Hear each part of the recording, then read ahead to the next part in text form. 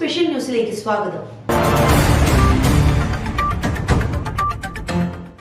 ഡയറ്റിന്റെ പേരിൽ പലരും ചോറ് ഒഴിവാക്കും. എന്നാൽ ഒരു മാസം ചോറ് കഴിക്കാതെ ഇരുന്നാൽ എന്താണ് സംഭവിക്കുക എന്ന് ചിന്തിച്ചിട്ടുണ്ടോ? കേരളത്തിലെ ആളുകളുടെ പ്രധാനപ്പെട്ട ഭക്ഷണങ്ങളിൽ ഒന്നാണ് ചോറ്. ദിവസത്തിൽ ഒരു നേരമെങ്കിലും ചോറ് കഴിക്കാത്തതിനെ കുറിച്ച് ചിന്തിക്കാൻ പറ്റാത്തവരാണ് മലയാളികൾ. എങ്കിൽ ഒരു മാസം ചോറ് കഴിക്കാതിരുന്നാലോ?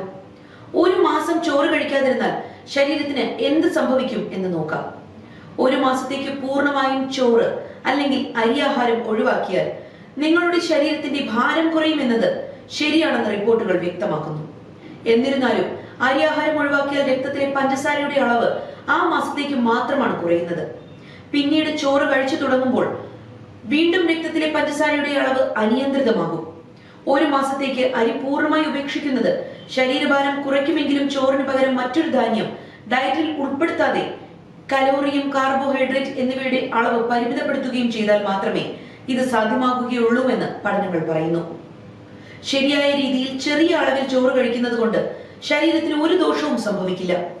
ഫൈബർ കഴിക്കുന്നത് കുറഞ്ഞാൽ അത് ദഹനത്തെയും ബാധിക്കാം. കാർബോഹൈഡ്രേറ്റ്, ബി വിറ്റാമിനുകൾ, ധാതുക്കൾ എന്നിവയുടെ ഉറവിടമായതിനാൽ അരി പോഷകങ്ങൾ അടങ്ങിയ ഒരു ഭക്ഷണമാണ്.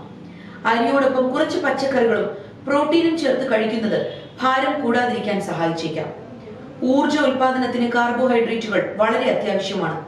അവ പൂർണ്ണമായും ഇല്ലാതാക്കുന്നത് ഒരു വ്യക്തിയെ ദുർബലനാക്കുക മാത്രമല്ല, ധാരാളം വിറ്റാമിനുകളുടെയും ധാതുക്കളുടെയും അഭാവത്തിലേക്ക് നയിക്കുകയും ചെയ്യുന്നുവെന്നാണ് റിപ്പോർട്ടിൽ നിന്ന് മനസ്സിലാക്കാൻ സാധിക്കുന്നത്.